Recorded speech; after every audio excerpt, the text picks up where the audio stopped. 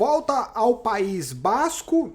Por mais que eu imagine que eu não irei fazer vídeo de todas as etapas, em cada etapa acontece algo que eu falo, eu tenho que falar. Completamente, todos os vídeos são completamente tendenciosos. Eu fiz esse vídeo por causa de um cara. Na verdade, eu fiz por conta de algumas mil pessoas, que são as pessoas que eu gosto de conversar, mas o motivo da conversa, a justificativa da conversa é apenas um cara. Foi uma etapa bem interessante. Eu vou colocar aqui a altimetria para vocês darem uma olhada. Foram 190 quilômetros com a subida final, inclinação, ó, categoria 1. Mas como vocês podem perceber, do topo, da parte mais alta da subida, que era dura, até a linha de chegada, eram 20 quilômetros.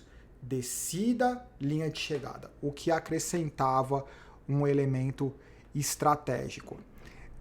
Eu, sinceramente, pré-etapa, eu poderia falar até alguma coisa, dar alguma sugestão, mas eu não tinha a mínima ideia do que poderia acontecer nessa etapa. Por conta do que aconteceu ontem, não dá para saber o quanto os caras se esforçaram, quantos cansados os caras estavam. De qualquer forma, hoje teve uma fuga A fuga demorou, na verdade, para se formar. Dos 190 quilômetros, acho que a fuga ela demorou para se formar hoje, porque o pelotão ele ficava controlando os caras que estavam na fuga. Até esse momento, 49 quilômetros para o final, como vocês podem perceber, a diferença era de 1 minuto e 16 para esses 4 caras que estavam escapados, e os caras estavam sofrendo. E o pelotão, ele vinha diminuindo a diferença. Dessa fuga não tinha ninguém que apresentava risco para classificação geral. Daí vinha a Bahrein, como que chama agora? Trocou o nome, é Bahrein Victorious. E os caras, para defender os interesses do Mikel Landa, os caras torceram o cabo. Após a Bahrein Victorious, quem apareceu? Bike Exchange. Por conta de quem? Estevito Chaves, que é o motivo do vídeo, né? Quem se encarregou, esse é o último cara da fuga, sendo neutralizado, faltando 25 quilômetros. O cara olhando para trás e não dá mais. Quem foi responsável, na verdade, por fechar o gap? Olha essa foto, vamos parar um pouco aqui. Olha essa foto, vamos lá. Teve uma movimentação forte primeiro da Bahrein Victorious. Depois da Bahrein Victorious, a movimentação da Bike Exchange. Após a Bike Exchange, quem apareceu na cabeça do pelotão foi a UAE.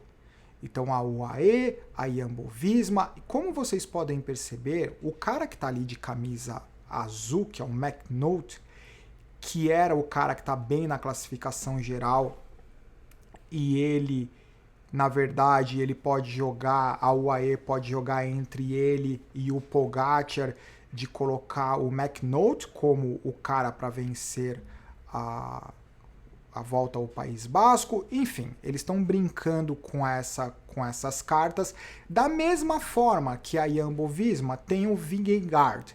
Dá a impressão, é apenas uma sugestão, deixa eu tirar um pouco essa imagem, é apenas uma sugestão, que por coincidência ou não, eu posso estar completamente alucinado, mas que por coincidência ou não, tanto Bike Exchange como a UAE, eles colocaram em prática a mesma estratégia no mesmo dia, que era jogar essas cartas poderosas, McNulty, UAE, Vingegaard e Jumbo Visma. Vamos colocar os caras para frente, para esses caras ganharem tempo, para esses caras voltarem a se colocarem bem na classificação geral e para a gente jogar com essas cartas. Talvez tirar a pressão efetivamente, pressão física do Pogacar e do Roglic. Como eles são, obviamente, mais fortes, ok, fica aí, vai levando a prova, fica tranquilo, mas deixa a gente jogar com esses caras de forma estratégica ou simplesmente para colocar esses caras para conseguir resultado. E dá a impressão que as duas equipes talvez tenham pensado que hoje seria um ótimo dia para fazer isso.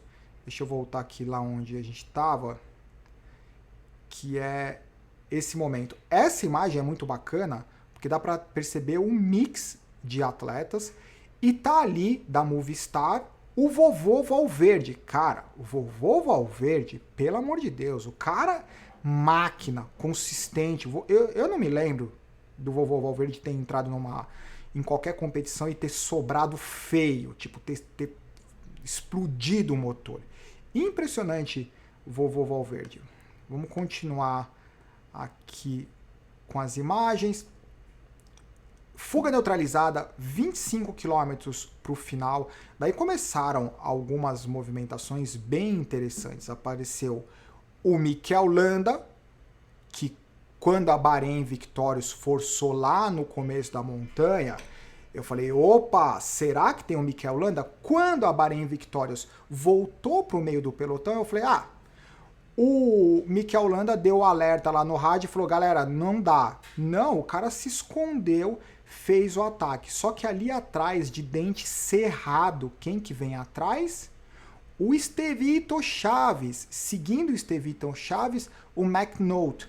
A questão foi que nessa imagem, o Mikel Landa ele trabalhou muito melhor com o McNulty e isso fez com que Esteban ele sofresse bastante. Só que parece que o Esteban ele estava super empolgado, com perna, e a sorte foi que ele talvez não tenha feito mais do que ele deveria fazer nesse momento da montanha que eles não estavam descendo. Mesmo assim, a Bahrein, a Jumbo Visma foi responsável por fechar o gap daquele grupo que tinha se formado e se formou um novo grupo com outros atletas na descida da montanha. Tá vendo ali, ó, 20,3 km para a chegada. Quem que voltou a atacar durante a descida? Esteban Chaves.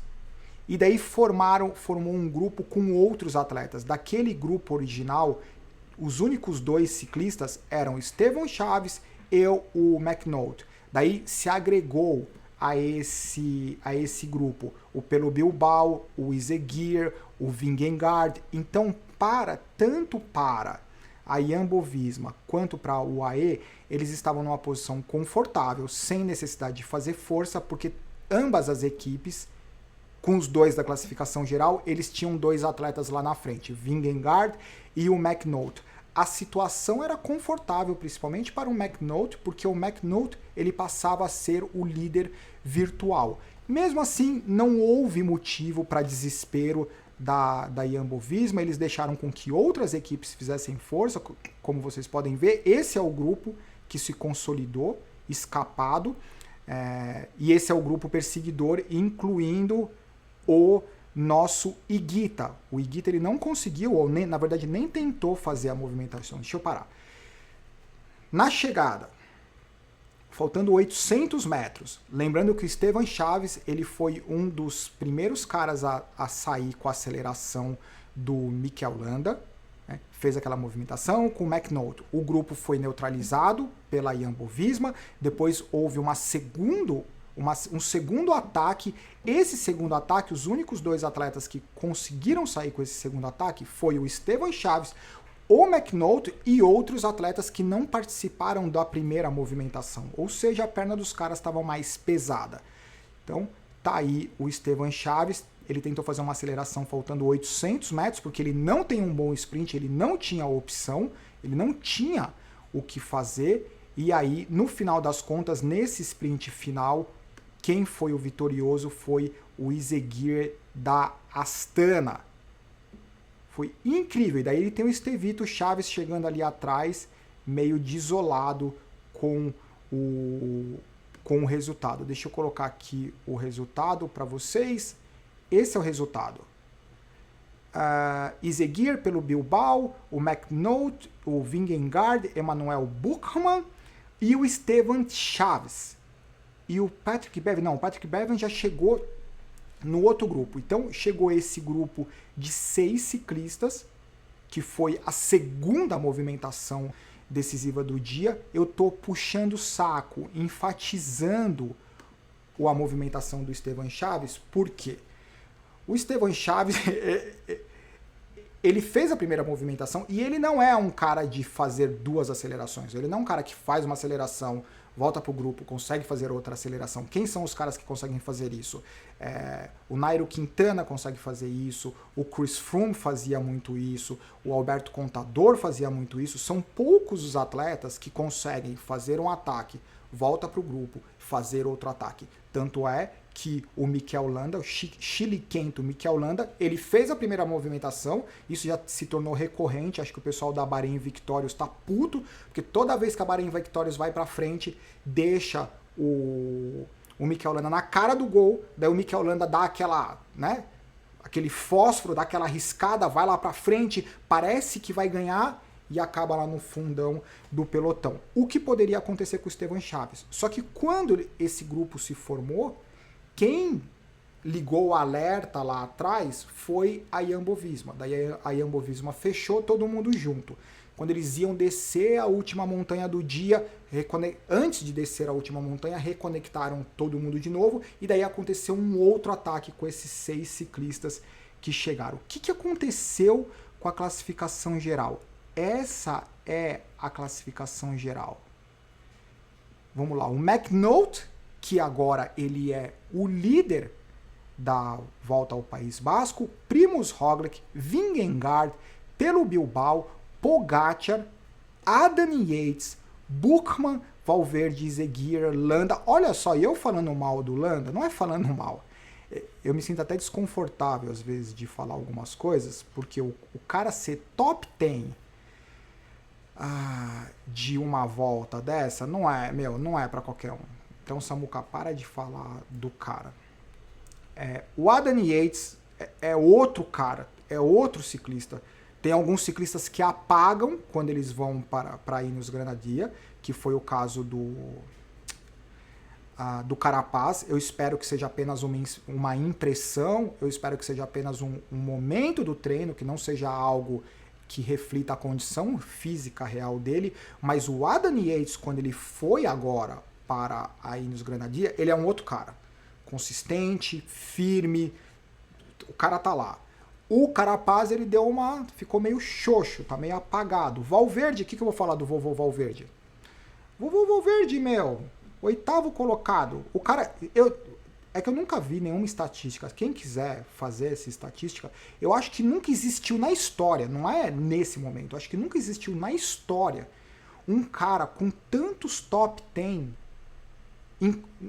no World Tour como o Valverde. É impressionante, eu nunca vi, quer dizer, deve ter, lógico que aconteceu, mas a consistência de top 10 do Valverde é incrível.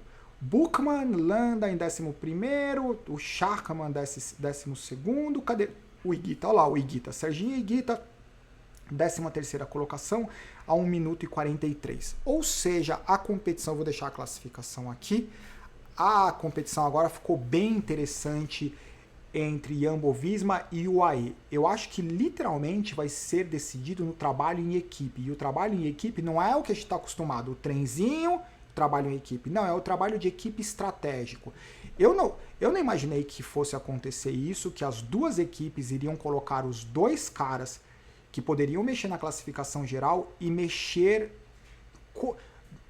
na como que as equipes vão atacar ou se defender de um determinado ataque. Por exemplo, última etapa, 5ª etapa. O que pode acontecer? Pogačar pode atacar, Roglic pode atacar, eles estão atacando simplesmente para desgastar o grupo perseguidor, eles estão atacando porque realmente eles querem reverter a classificação geral. Os caras têm todas essas cartas para jogar, e é claro que dentro do ônibus, os únicos caras que têm certeza do que pode acontecer são os caras que estão dentro do ônibus.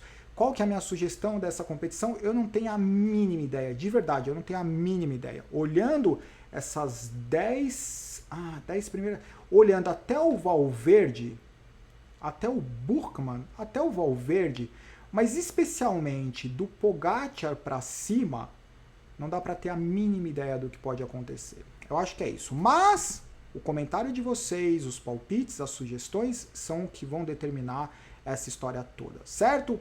4ª etapa, Volta ao País Basco 2021. Abraço, tchau.